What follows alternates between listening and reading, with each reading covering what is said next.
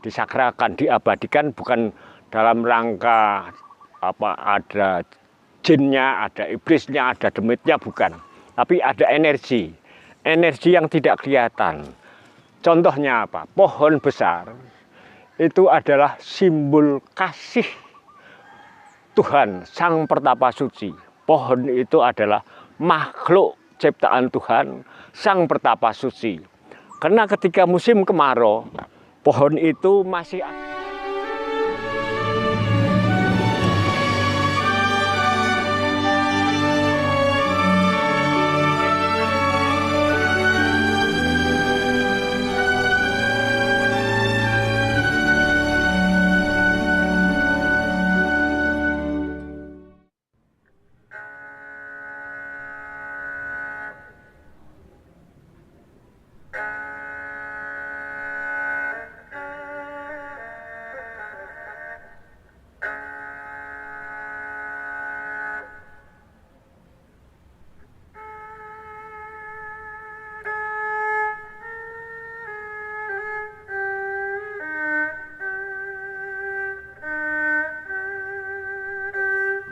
saya di sini di wilayah ini masih di kaki Gunung Lawu. Salam kepada para leluhur yang ada di sekitar Gunung Lawu. Karena betapapun saya sebagai orang Jawa, ketika pergi di satu tempat, mendatangi di satu tempat, saya sebagai orang Jawa harus kulon nuwun. Makanya saya di sini kulon nuwun dengan para leluhur yang kemudian menjadi pepunden saya sebagai orang Jawa. Pepunden dalam rangka untuk menghormati, untuk memuliakan, untuk mengabadikan nilai-nilai pesan-pesan kebaikannya, pesan-pesan moralnya. Di sini ada punden dan di situ ada gambar Semar.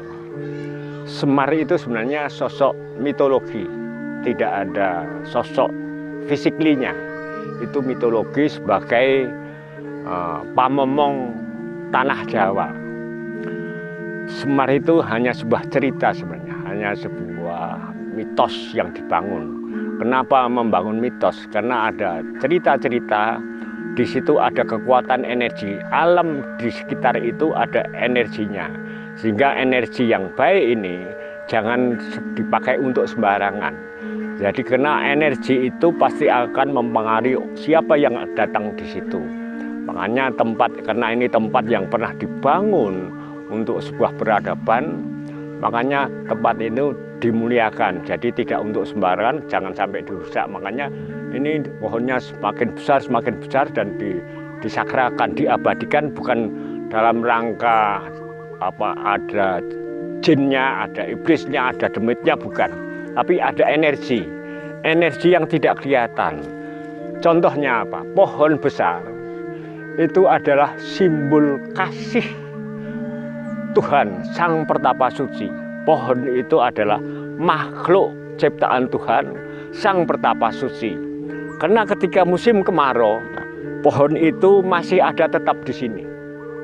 Dia tidak pergi meskipun kebakar matahari, kekurangan air.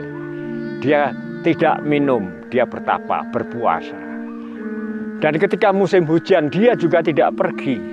Dia tetap di sini meskipun kedinginan. Inilah simbol Sang Pertapa Suci, makanya disakralkan. Karena memberi udara segar, menyimpan mata air. Bukan demit, tapi ini adalah energi untuk kehidupan. Sifatnya kasih, sifatnya memberi tulus, sifatnya adil. Itulah simbol.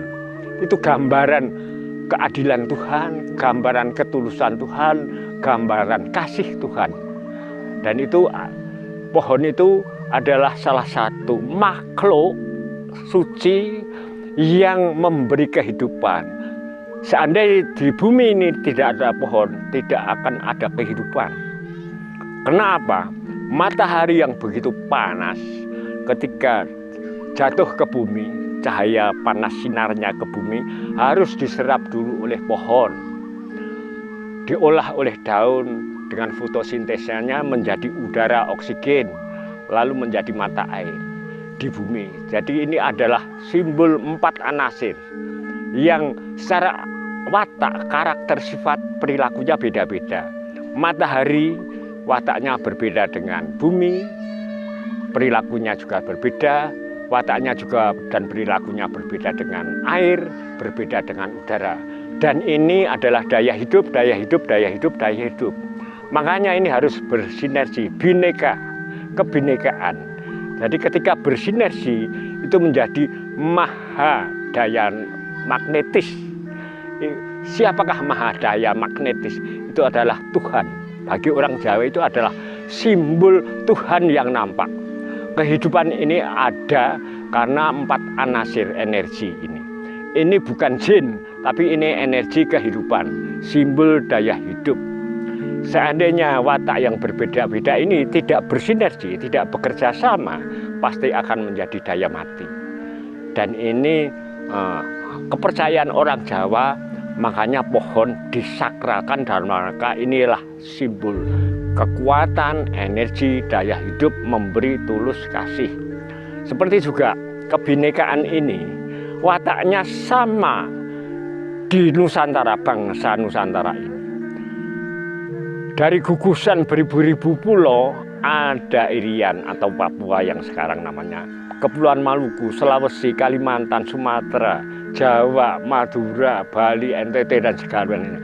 Itu sebenarnya wataknya beda-beda, perilakunya beda-beda, bahasanya beda-beda, budayanya beda-beda, sukunya beda-beda, harus bersinergi menjadi bangsa Nusantara. Itu kodrat alam seperti itu. Juga seperti 4 anasir pohon punden ini. Makanya menjadi punden karena itu adalah simbol kesakralan, itu energi yang nyata kehidupan dari Tuhan. Makanya menjadi punden.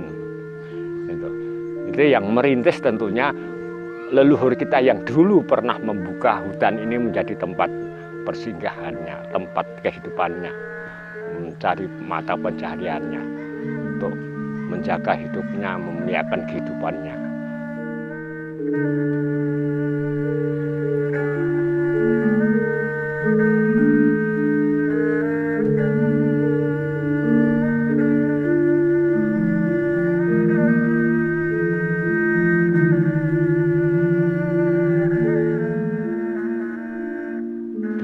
Jadi ini bedakan ya, pemahaman tentang anasir realita, 4 anasir dimanapun, di seluruh dunia pasti itu hidup, itu dari pasti orang hidup atau makhluk hidup pasti butuh udara, butuh matahari, butuh air, butuh bumi dan dipijaknya. Bagaimana kita menjaga ini, menjaga keselarasan, keserasian hidup bersama. Jadi perbedaan akal pemikiran silahkan. Karena setiap manusia punya pemikiran yang berbeda-beda. Seperti matahari wataknya beda dengan air tadi, itu beda-beda wataknya. Tapi bagaimana bersinergi, yang intinya bagaimana kita kerjasama. Menerima siapa saja, terbuka bagi orang Jawa itu terbuka. Jangan sampai orang datang kenal dengan kita, itu kecewa. Karena kalau sudah kecewa, beliau tidak akan datang lagi. Kalau tidak kecewa, pasti kita akan berkawan, kita banyak ilmu, kita berdemokrasi.